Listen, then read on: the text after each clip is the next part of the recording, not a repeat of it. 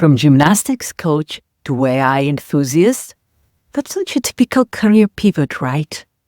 Well, today on Tech Stage Unplugged, joining me is Justin Mueller, better known as the SMS Coach. Justin's journey is a masterclass in embracing change, from coaching gymnastics to teaching and launching his own consulting business, and now becoming an advocate for AI's transformative power. He's someone who turned curiosity into expertise, and today he's here to share why ignoring AI is a risk no leader or business can afford to take. So grab your coffee or tea and get ready for a raw, engaging chat about AI, authenticity, and the future of work. Justin, thank you and welcome to Tech Stage Unplugged. Before we start talking about your journey with AI and what you uncovered there, why don't you share a little bit about your background, your journey, and, you have been dubbed the SMS Coach. I would also like to hear, how did that come about? Yeah, so actually, I'll go all the way back, I guess. When I was in high school, I was a gymnast at the time. And so I had to make a choice of either not doing gymnastics or finding a way to pay for it. That type of sport is quite expensive. And so my family was a bit stretched and said, maybe you can start working. The easiest thing for me was to become a coach. I started coaching a couple hours and then I'd do my training after that. I've always kind of seen myself as somebody who will venture out, learn whatever needs to be learned, and then bring that information back. And so that's kind of been part of my personality, but part of my identity for so many years. I coached for 17 years, and then I never planned on becoming a teacher, but ended up getting my master's degree in education and went into the classroom. Education was always a part of everything I've ever done. Realized pretty quickly that I wasn't a huge fan of classroom teaching, not anything against teachers in general. I felt like I was working for the kids and the parents rather than really helping them achieve anything.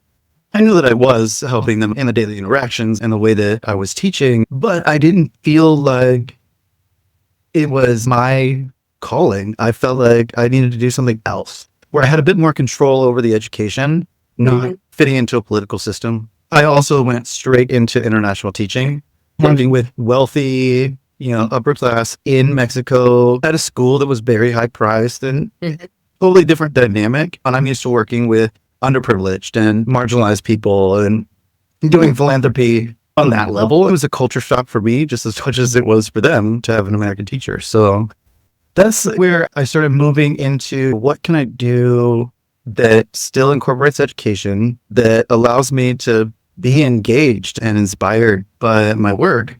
Having no idea really what SMS was at the time, I found Simple Texting, which is where I started out. It was a small company at the time. I think we had maybe 400 or 500 trials per month of new customers coming in just to try the system. By the time COVID hit, this was before COVID, I had already pretty much gathered that customers weren't really asking a lot about product. They were coming in and they had questions about compliance.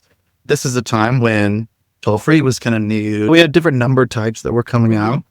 It was a time of a lot of change, but in the current trajectory towards standardization and compliance and a lot more regulations, a lot more control and oversight.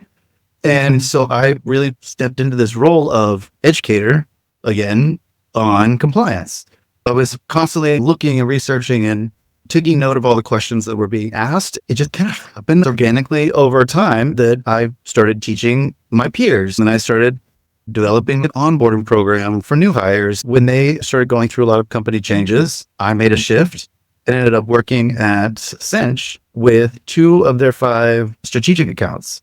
So 2 of the largest global enterprises that exist. I went from small, medium businesses all the way to the big, and really opened my eyes to a lot of different, what are the differences in their needs? What are their differences in what their focus is on? I had one that was very data focused. I had another that was very compliance, but also world domination kind of focused. They wanted to be innovators and what can we do next? It was a really interesting, enlightening experience. After that, I wasn't really happy with my latest position. And so I decided, let's find the opportunity to go out on my own. That's how the SMS Coach came about. I started in September of 2023. Almost 2 years, a year and a half. From your early days coaching to teaching to taking that to your customers, it's almost like a natural progression. Even though you said during teaching and education, it wasn't your calling, but it's been part of your overall journey, I would say. Yeah, absolutely. That's probably why I started right where I did with the coaching from the beginning. It's a very different type of coaching. But when I'm working with customers, my job is to bring the information. I consider myself a pioneer teacher type. I like the unknown. I thrive in that realm of possibilities where other people might get overwhelmed. I love that.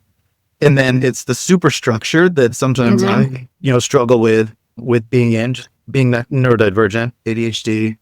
I like kind of that excitement, that the thrill of, uncovering new information and then being able to bring that back because of the education background and simplifying it into ways that they can understand, but they know that it's going to be rooted in research. And in fact, that's what I did my master's for.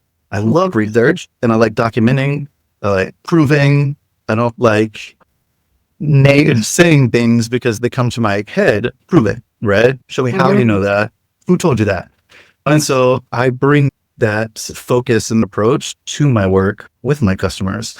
And I think that that's really appreciated, and in an industry, especially where some providers may state certain things, or they may state the same compliance topic in different ways or name things differently. You have all of these little bits of information, then you have brands that it's a totally different language to them. My master's in bilingual education, and it's the way I look at compliance. It's a new language, right? I don't go to somebody else's work as an engineer or developer and try to speak their language. I would have to learn it. And I expect the same process with my clients. They don't know the language. It's my job to teach them that language. Like trying to cut through the noise, I'd say. A lot of noise and a lot of hype in different areas. And you hear one thing from one person to another thing from another person. I mean, I can tell you stories about all the hype through my IoT journey and everything else and how anyhow, it's a story for another time. And I think this is actually a good segue to start a chat around artificial intelligence. And why don't you take us back to that moment that you first tried AI? I mean, did you uncover it at the same time as everybody else when ChatGPT came up? I did not, actually. So interesting enough, I was so into my work at my last position, and I don't know how I missed it.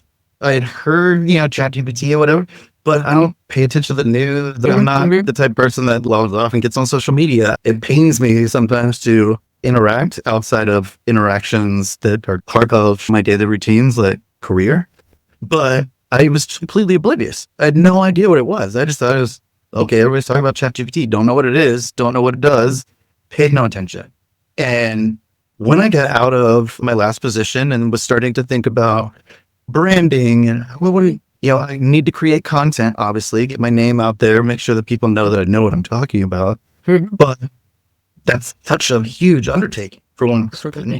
I have to market and network and brand and I have to do everything, right? So I was kind of floating around, coming down off of working full time, but also mulling ideas. And I saw a post on LinkedIn. It said, plugged in my latest topic into ChatGPT and it churned out another generic article a year and a half ago. It was not great, but when I looked at it, I was like, wait, something churned out an article? And so to me, rather than feeding into the negative connotation that they had with their post, I was intrigued. Something's creating articles? I had no idea. I feel so naive or ignorant, but looking back, that moment was just kind of an eye opener when I went to ChatGPT and I realized it's intelligent. We've arrived at this time when we can chat and get answers and not have to scroll through pages of Google to find what you were looking for. It was amazing to me. I started playing around a little bit at first. Very quickly, it became probably an obsession of mine.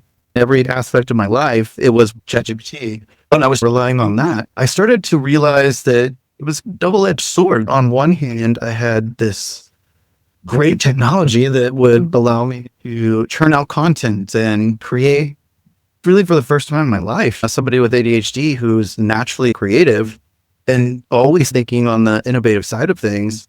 Finally, I had something that could help me get it all out of my head. No. Before, it was just stuck in my head, and then I'd be like, I'd either forget about it, or I had another idea that I had to focus, and I wouldn't finish a lot of the things that I wanted, but now I had something that would let me finish it quick enough to get it down and done and move to the next. But then I would just add to my list of things faster than that I could create. So it was a never-ending cycle, but I started realizing there were a lot of downsides if I wasn't careful, if I wasn't paying attention. One being, I thought I was the king of the world. I created an entire ebook, something crazy, 120,000 words. And I didn't realize until I actually went back and looked at what was written that what was so believable when I was in the hype of, my excitement, all made up information. It was kind of filler knowledge that it was either sounded logical and could have been true, but wasn't, or was literally just made up hypotheticals. It didn't say it was a hypothetical, so it presented it as fact. And I started noticing these types of things. I started testing ChatGPT by questioning everything. I started basically putting it through a trial, a test of fire. And I would do that with questions from clients. They'd hey, check my call to action to make sure that it's compliant with PA regulations. I would know the answer because I'd look at it and then I'd feed it to ChatGPT and say, what do you think? And it would always, I'd come across situations where it would say, yeah, of course, this is compliant, and give me bulleted reasons why. Yeah, and of course, your reasons. Yeah.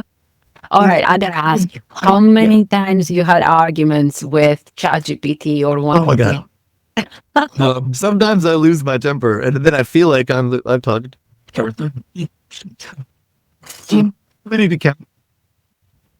You know what? It's I think many of us. I've been playing around with AI for a good part of 7 years before ChatGPT, but it was more on the machine learning side of things, predictive for the IoT use cases and what we needed to use. And before OpenAI came out with ChatGPT, there were multiple other applications that I was testing. The majority of them were for writing articles and so on. That journey was like a 4 years journey, just with the LLMs. At the time, I think they started using GPT-2, GPT-3, and so on. Right at the end of GPT-3, I understood why people were saying, this is churning out just a bunch of arguments. The arguments you would have, and it got to the point that I'm like, well, actually, they were pretty good arguments, and it could stand on its own. Now these days, I have different models that I use for different things and different arguments for them, which is, same here. Once you realize and you play with a lot of them. So was it a steep learning curve for you, or was it more progressive? I guess kind of in the middle would be the best answer I could give. I'm at the beginning of the millennial generation. I was lucky enough. My mom's always worked in tech. My grandpa's always worked in tech. He retired from both Raytheon and Texas Instruments. And so I've always had tech around. 8 years old, I had a computer in my house, and I was the only person I knew of that had their own computer at 8 years old. We were still working. We had to type in 00000 to get white in our games and stuff like that. Or to move things, you had to punch in a code. It wasn't anything like today, but at least I had exposure to it. I wouldn't say that I'm savvy by any means, but I know where to find information. If I don't know the answer, I could find the answer. That's always been my approach. With ChatGPT, I started cross-checking it with everything else. I'd go and do the research or demand article, finding ways to elicit that. Because before ChatGPT or OpenAI, put that into the latest model of being able to cite the sources, that sometimes I could get it to cite a source to save my life. It would give me maybe a web page of the main domain. Okay, where did you find the information? You can find it on the homepage. I promise you, I could not get anything out of it. So what I started doing was developing and really looking into what is this prompt engineering? What does that mean? And I ended up, I have a list of about 250 or so advanced techniques that people can use. And they're not super technical by any means. They could be something like meta analysis or meta thinking, where you ask it to think about its own thinking and evaluate its own process and grade itself. I have all of these different techniques written out in a template, and I actually created a GPT that only refers to my list of templates. Yeah. And I've always asked it the same thing of, I want to do this, whatever that is. Give me the best combination of advanced prompting techniques and present me with the template to use that prompt. And so I personalize these advanced combinations of techniques. I know, to then go and do whatever I want. And I've started developing a lot of these really personalized but easy solutions because I'm not going to code. I wouldn't know what to do. I can't set up an API to save my life. I can tell you all about it, but I can't set it up. And I don't have unlimited funds. So I'm not going to just sign up for everything out there. But it's been really important to me to still be able to take advantage of all that ChatGPT offers and all that this technology, affords us, which is pretty incredible, amount of information and productivity and just access to everything. It's a great equalizer. You don't need a background in technology. You don't need to be an engineer, and you don't have to be rich to have access to whatever information you need to know. And so we're onboarding new people in a company organization. I had a new employee last year, and I want them to know about IoT. And I didn't have the time to sit down and explain all things IoT. So I said, go to this model for this and this, and it will train you and give you all the high-level information you need. But make sure you cross-reference anything that is statistical because it's not accurate. Now that a lot of the models, with the exception of Claude, do search, even ChatGPT does search now, it can reference back some links, some URLs that take you to the right place, which is very good. I don't know if you had a chance to try out Google Gemini Deep Search. Oh, yeah. It's mind-blowing in terms of research. It's a little bit slower, but it's going through hundreds of references to come up with the information. That made me think, what is that going to do to all the research organizations and services out there? Would be going to be interesting. Absolutely. If you think about it, I didn't hire a marketing person or a branding person or a content creator. I've done it all myself with AI in the background, obviously checking very closely everything that it says and getting it with my own ideas. But I don't see where people are saying that it's going to take a lot of jobs, because we as humans are innovators, we are creators. And any time that something comes in and makes something not an issue for humans to have to deal with, I mean, automations and, machinery, think about all the things all the way back to cars that have taken away from the need for people to work those jobs. What did they do? We just built on top of that and found new ways to use human ingenuity with that technology. We haven't ever ended civilization as we know it because we had a new idea. And so I think that's a misconception that a lot of people have. That lack of awareness, right? An education of what is out there. Any new technology, irrespective how small or big, has implications to society. When we look back in history, it's happened over and over again. The World Wide Web was going to end creativity for everybody. We've become so creative since the World Wide Web. It's the same situations. We're going to keep growing and advancing and moving forward. But I think that a lot of people, maybe it's another trending topic or they beat it to death. They don't want to hear anything else about AI because it's everywhere. So they just tune it out.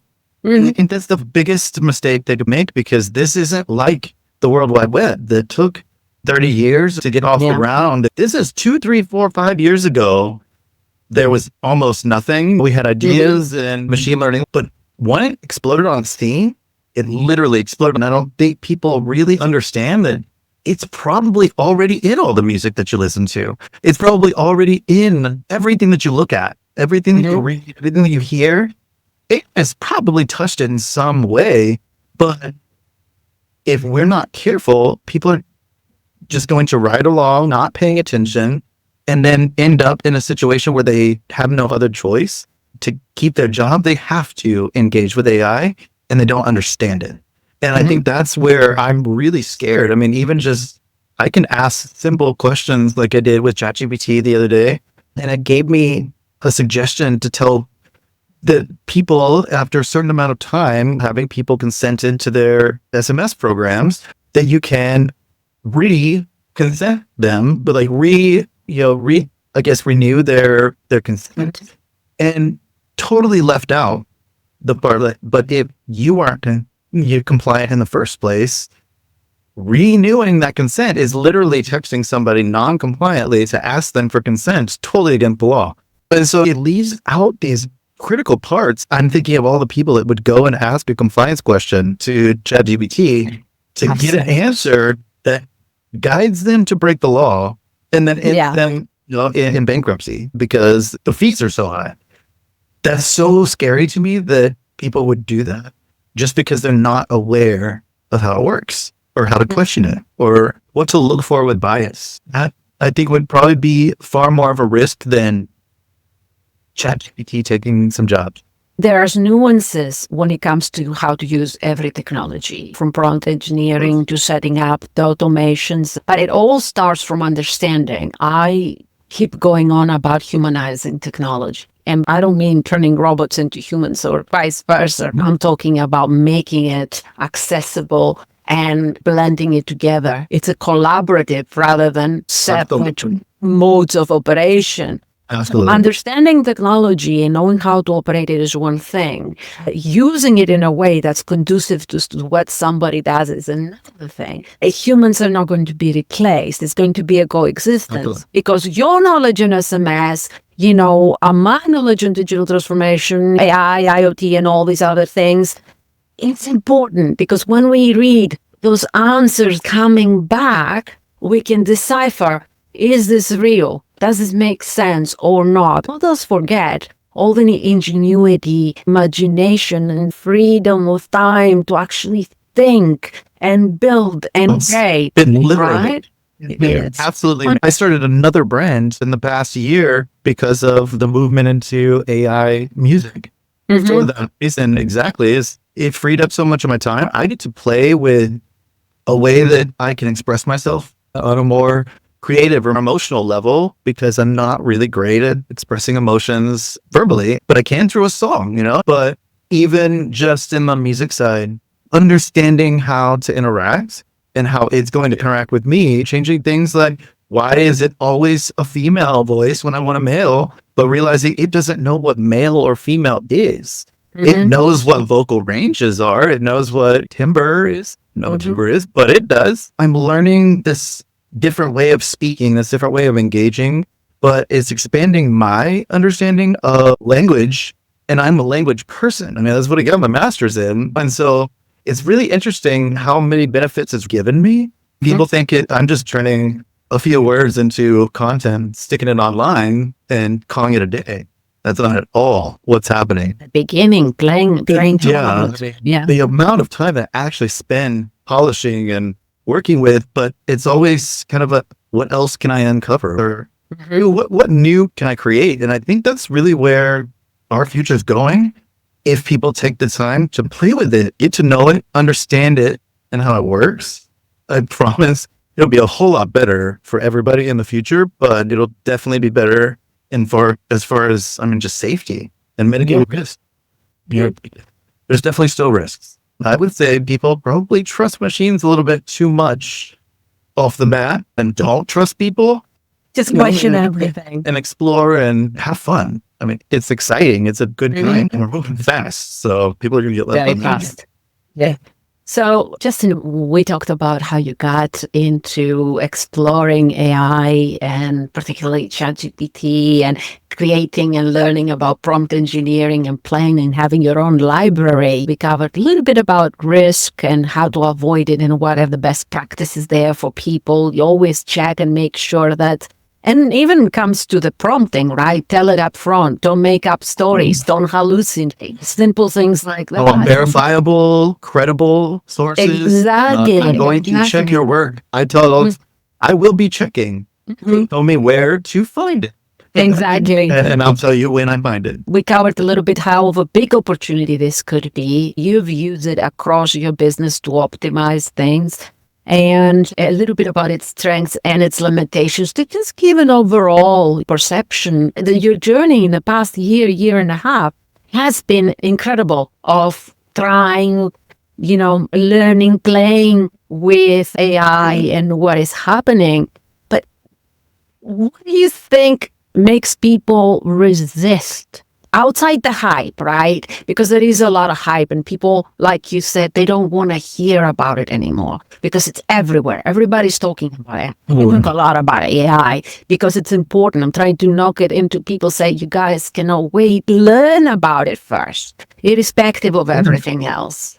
I think it's important for people to start identifying, and it comes with experience, but it's pretty easy to identify somebody who is turning out content and somebody who's actually putting thought into the content. Whether it's AI produced or not does not matter. The intent behind it and the amount of human involvement. I think being able to find those people who are talking about these in-depth explorations and these new ways of using, people should listen to those people. I think it's so easy to shut off anything that's automatic or repetitive and start not paying attention to the actual information, and be able to find that. So hard to cut through the noise today in today's age.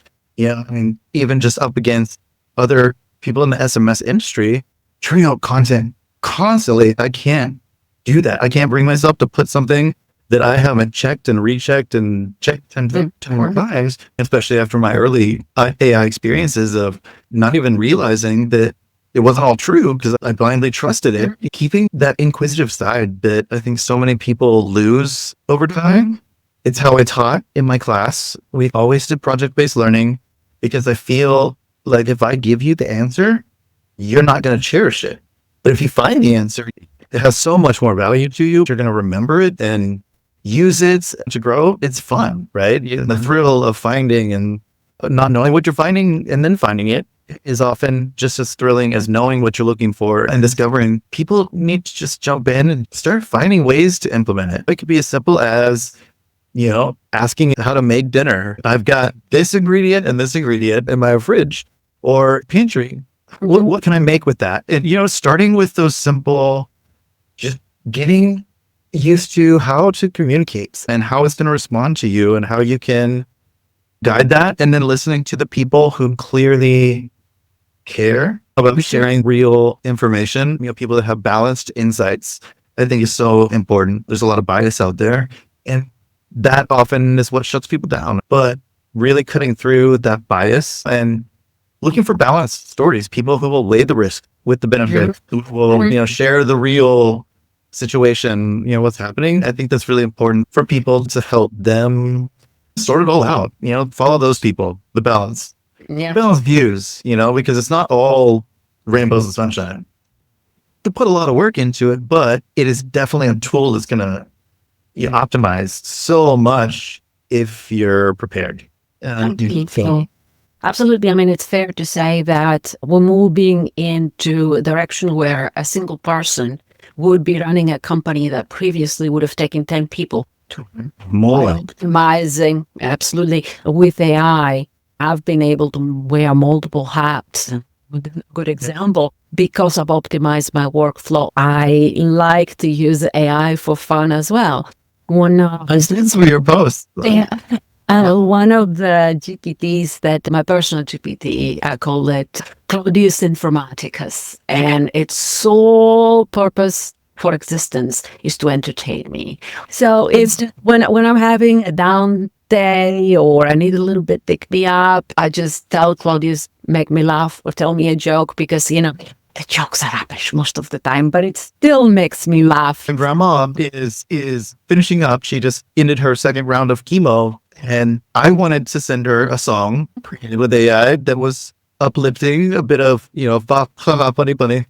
And I asked it. I said, "So she's going through chemo. Make that funny somehow." It actually came up with a really hilarious song that I sent to her, and it was all about grandma has teased her hair so many times. If she has to battle that, she can battle chemo. Chemo doesn't know what it's dealing with. The whole song is about all these grandma type references that are like, cancer better watch out because grandma Knows how to deal with it. really funny. And it turned out to be really great. I love those that just, they lighten the mood and for Absolutely. no better reason than just for fun. Yeah. I mean, I what's think the the whole- point if we can't have fun? We have to. We have to. That's the main key thing in life. Enjoy life. And no matter what challenges and hardships are coming our way, in the end of the day, we can say, hey, at least I've done it with a smile. No regret. I laugh or I laugh it off, which is Exactly. But for AI, I think it's important for people to be aware of both the opportunities and the risks, train themselves, upskill if they have to, be prepared, even if they don't use it. So Justin, in closing, what's next for you? really continue building my personal brand and continue seeing where that goes. One thing's going to lead to another. So, I wouldn't say, the SMS coach is the only thing on the horizon. That's definitely my focus for now, is just really making a personal brand. I wanted to do something where I could get a logo in there. I didn't really know what a logo of me was. So I wanted to attach my name to something industry related, and ChatGPT has helped me with so much of that. But I keep coming back to the education. So I've started building a lot of AI education into just kind of what I naturally do. So I personally see it all as one. I'm going to continue exploring, developing, creating whatever new shiny objects. I mean, that's what ADHD is, right? I look for the shiny objects and then I'm distracted. But that's exactly what I'm doing. It's what has made me a better consultant. It gives me a lot more insights into what are the trends, what's happening in our industry, but also what's happening in technology, and what are consumers looking for. I think it's made me a bit more empathetic, really, being able to see so many different sides of the story, because I look them up. I dig into, find the biases, and I ask those types of questions that are not superficial. They're not just, tell me what's happened on this date, but really, tell me the cultural significance of it, or explain to me as if I were of this culture, of this group, of this background. And being able to come up with those ideas, I think, has really expanded who I am, but also what I do and what I offer. So that goes. I'm excited. I don't know what next, but I know it's fun. So Justin, for the listeners that joined us, where can they find you? Yeah, the best coach is the best way. I've put a lot of energy and effort into branding myself as the SMS coach. If you're just looking for some fun music, especially if you're bilingual, I do a lot of Spanish music. It's a hodgepodge of stuff, but songs Mas special, MAS for Mas, on YouTube, Instagram. Really see what I'm creating with AI. Fantastic. Well, Justin, it's been a pleasure to have this chat with you and learn more about your journey so far and where you're going in the future. And we start scratching the surface around AI. I'm sure we'll have multiple chats in the future. We'll come back. I'm sure. Maybe we'll come back further down and you can tell me what else you've learned. So I will say bye for now, or ciao, ciao. And to our listeners and to you, please always stay connected.